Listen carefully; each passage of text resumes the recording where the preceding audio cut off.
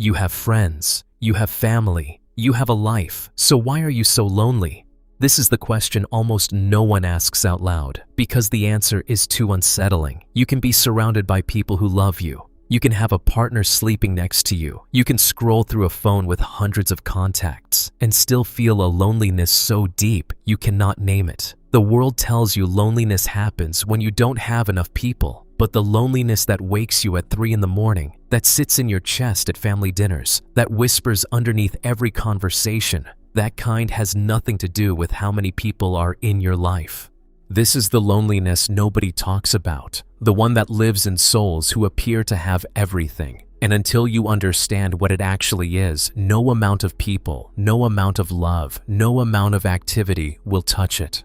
Paramahansa Yogananda spoke about this directly. He saw it everywhere. In crowded cities, in bustling families, in successful, beloved people who came to him with the same hidden ache. Today, you will learn what he taught about this loneliness, why it lives in modern life like an epidemic, what it actually means, and how to finally come home to yourself. This is going to land deep. Stay with me. Let's begin with why this is the loneliest era in human history.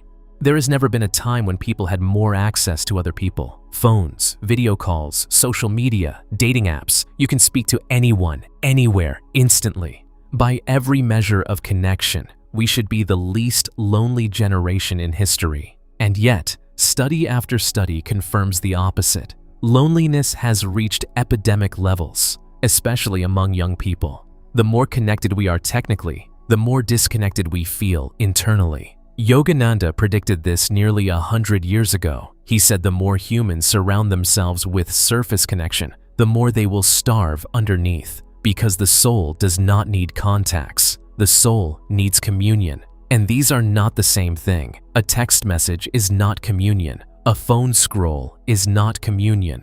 A polite conversation at work is not communion. These can fill the day. They cannot fill the depth. When you spend your hours in surface connection, the depth becomes invisible. You stop hearing it, you stop feeling it, but it is still there, untouched, growing more silent and more hungry every day.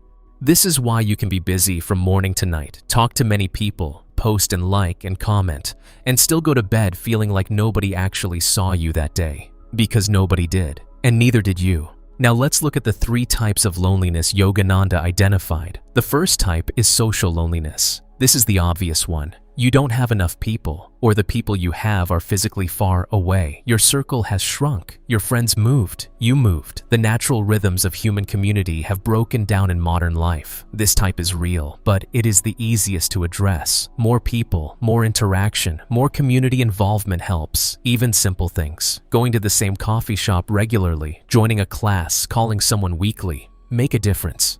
But here is what Yogananda observed. Most people who suffer deeply are not socially lonely. They have plenty of people. The pain is elsewhere.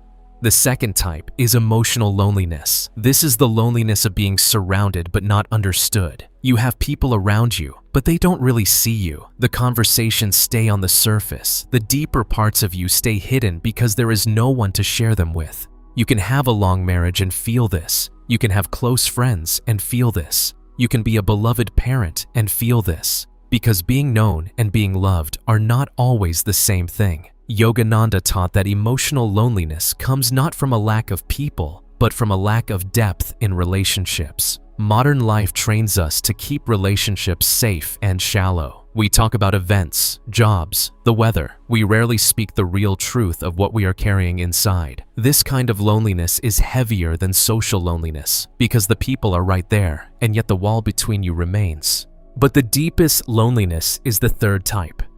The third type is soul loneliness. This is the loneliness most people never name because it cannot be solved by other people at all. It is the disconnection from yourself. You have been so busy, so external, so performing, so reacting that you have lost touch with who you actually are underneath. Not the version of you that interacts with the world, the version that exists when nobody is watching. You are lonely for yourself. Yogananda said this is the root of all other loneliness. When you are disconnected from your own depth, no amount of people can compensate. Even if you found the perfect partner, the perfect friends, the perfect community, the loneliness would remain because the only person who can meet you in your depth is you.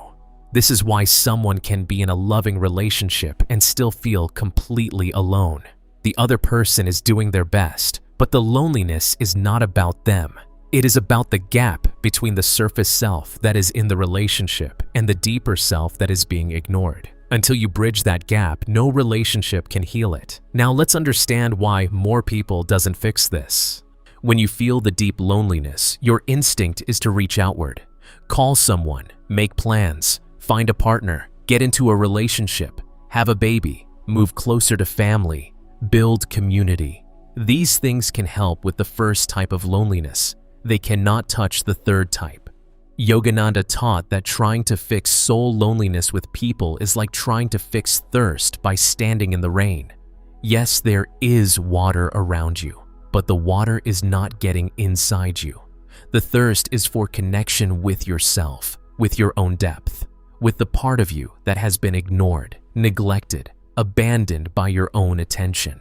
When you do not have that inner connection, other people cannot give it to you. They can love you, they can be present with you, but they cannot live inside your skin. They cannot meet you in the place where you most need to be met. That meeting can only happen between you and you. This is why so many lonely people add more relationships, more activities, more distractions, and feel even more lonely. They are filling the surface while the depth grows hungrier. What loneliness is actually trying to tell you? Yogananda taught something most modern teachers avoid. He said loneliness is not your enemy. It is not a sign that something is broken. It is a messenger. The deep loneliness rises specifically to call you back to yourself. It is your soul refusing to let you continue ignoring it. It will not let you be at peace in the noise and the distraction. It will keep ringing the bell until you finally listen. If you try to drown it out with more people, more activity, more achievement, it will get louder. If you turn toward it, ask what it wants, give it the attention it has been begging for, it will guide you home. This is the great paradox. The loneliness that feels like it is killing you is actually trying to save you from a life lived only on the surface, from a self that was forgotten, from a depth you were meant to inhabit. The way out is not to escape the loneliness. The way out is to listen to it, the practice of coming home to yourself. Yogananda gave a clear practice for this. Not complicated, but it requires honesty. Set aside 15 minutes each day, same time if possible, morning or evening. Sit somewhere quiet, put your phone away. Be alone, truly alone, for these 15 minutes. Now do not meditate to escape anything. Do not try to feel a certain way. Do not chase peace. Simply be with yourself. Close your eyes. Place a hand on your heart if it helps. Take a few slow breaths. Then ask yourself silently, how are you really? Not the answer you give other people. Not the answer you give yourself when you don't want to feel anything. The real answer, listen. You may hear something painful. I am exhausted. I am scared. I am sad and I don't know why. I am angry. I am lonely. Whatever comes, do not fix it. Do not reframe it. Do not try to feel something different. Just listen the way you would listen to a dear friend who finally trusted you with their truth. Yogananda taught that this listening is what your soul has been begging for, not solutions, presence, attention, acknowledgement. When you give yourself this for 15 minutes a day, something shifts. The soul stops screaming because it is finally being heard. The loneliness begins to soften because the deepest meeting between you and you is finally happening. This practice is the foundation. From this foundation, other relationships can deepen too, because once you can meet yourself, you become someone who can be met by others. You stop demanding from others what only you can give yourself, and you become free to receive what they actually have to offer. What changes when you come home? In the first weeks, the loneliness may actually feel sharper. This is because you are no longer running from it. The buried feelings rise. This is healing, not failure. Within a month or two, something quieter begins to emerge, a sense of company within yourself. You can be alone without being lonely. The silence is no longer threatening. It is full. Your relationships start to change. You become less needy and less avoidant. You can be close without losing yourself. You can be alone without feeling abandoned. The very people who couldn't reach you before begin to be able to, because you are now reachable. And the deepest change, the universe begins to feel different, not as something separate from you, but as something you belong to. Yogananda taught that beneath the surface self that feels lonely is a self that is connected to everything. When you go deep enough, you discover you were never actually alone. You only forgot. Yogananda's final teaching on this was something to take with you. He said, "The greatest tragedy is not that you are lonely. The greatest tragedy is that you have abandoned yourself and you are waiting for someone else to do the work of returning.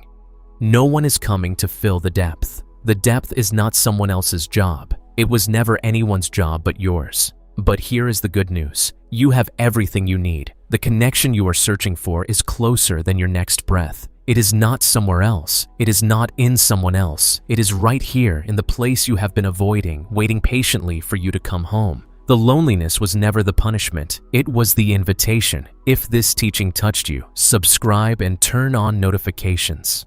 More of Yogananda's wisdom on the soul and inner life is coming. Share this video with someone who feels alone, even surrounded by people. The right words at the right moment can change a life. And leave a comment. When did you last truly meet yourself? Naming it begins the return. If this video resonated with you and you'd like to support the work behind it, my Patreon is now open. You'll find new videos there 48 hours before YouTube, ad-free, plus exclusive content I don't share publicly. The link is in the description. Thank you for being here.